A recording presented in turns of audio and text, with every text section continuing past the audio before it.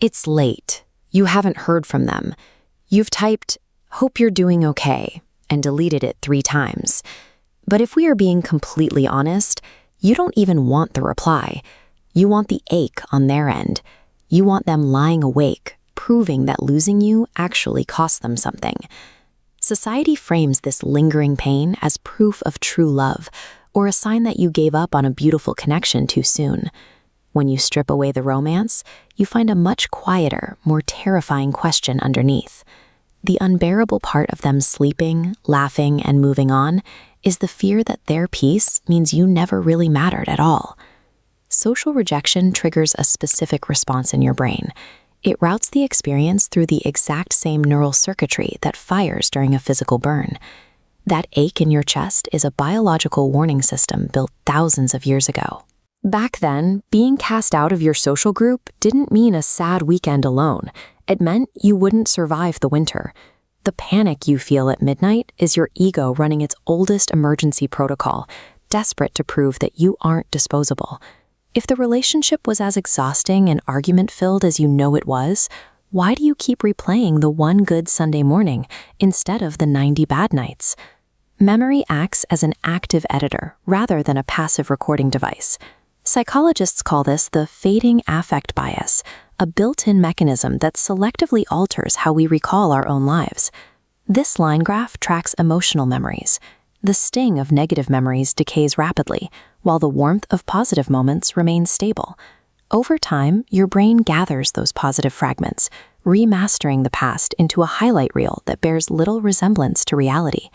You are no longer longing for your actual ex.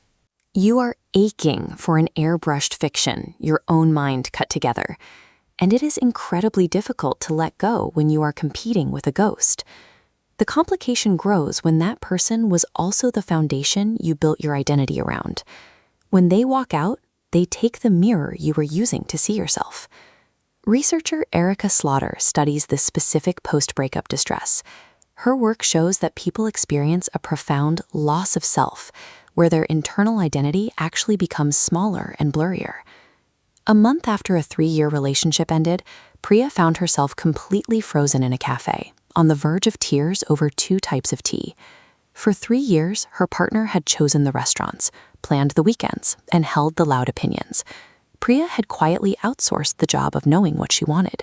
When he left, her internal preference department was completely empty. Think of this dynamic like 2 overlapping circles.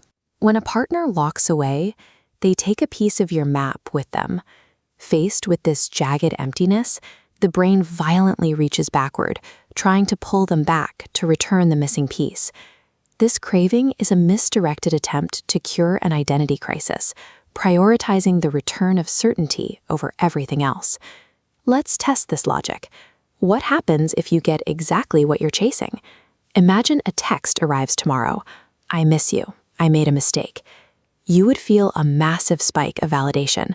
But within a day or 2, that warmth drains out. Your nervous system starts asking new questions. Do they mean it? Are they just lonely today? The initial proof doesn't close the wound. It just moves the goalpost. And if we look behind their eyes, the picture gets even more fragile. If they are missing you, it is usually just their own fading affect bias softening their memories, or their own temporary loneliness wearing your face. Their regret is not an objective measurement of your worth. You are trying to extract certainty from a source that has no certainty to give.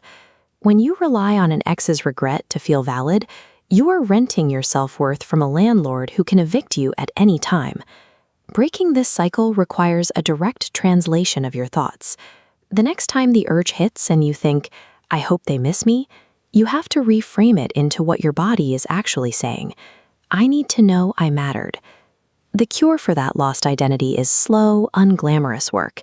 You have to restaff your own empty departments. That means making the small choices again, picking the tea, selecting the music, deciding how to spend a Saturday when absolutely nobody is watching. It also means stopping the endless social media checks. You don't have to block them out of spite, but you do have to stop handing them the thermostat to your nervous system. Let their weather be theirs, and your weather be yours. This restless, itchy withdrawal is the physical manifestation of a toxic loop finally breaking. You survived, you mattered, and you don't need validation from the person who chose to leave. Every ordinary choice you make for yourself is a brick in a mirror you no longer have to borrow, making their memory of you entirely irrelevant.